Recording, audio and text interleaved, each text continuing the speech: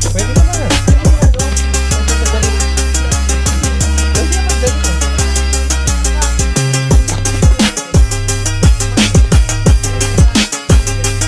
Pwede naman basta. Pwede naman basta. Tinatanong niya si Kuya Edson. Eh, meron ng girlfriend si Oo, Ed. Edi sumbong nyo kay... bawal naman Edi sumbong nyo kay Pastor. Pero alam niyo ni Pastor na magsila na. Kasi nag-wedding siya. Yun, ninaharap niya. Control ng ito. Tapos, pinagsabihan yung girl, pinagsabihan ni ex ko yun. Sabi nung girl, yan din siya ate. Kasi, bawal na yan.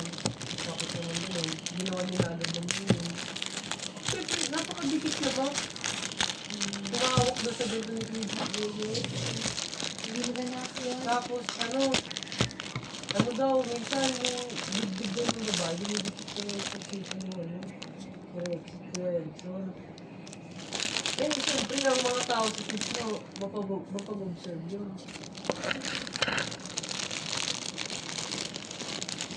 Tapos, ang nangyari nun, sabi ba si Kuya Jimmy, umiyak daw si Kuya Jimmy.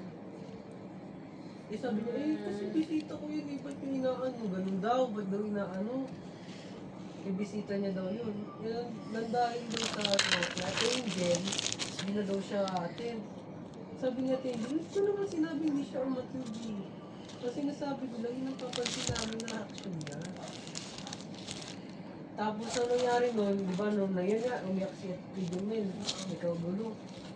Umalis daw din si Kuya Jimmy sa church. Yung gamit niya, di ba dyan siya natutulog? Tinanggal niya daw dyan, yung daw siya yung natutulog.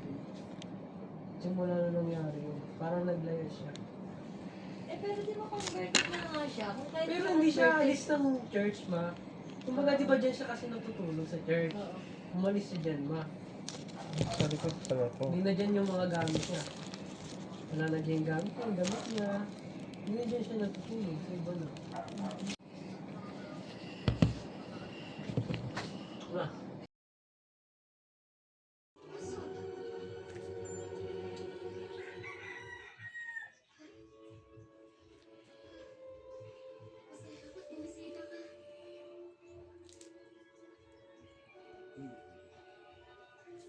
Kaya! Maligayang kaarawan.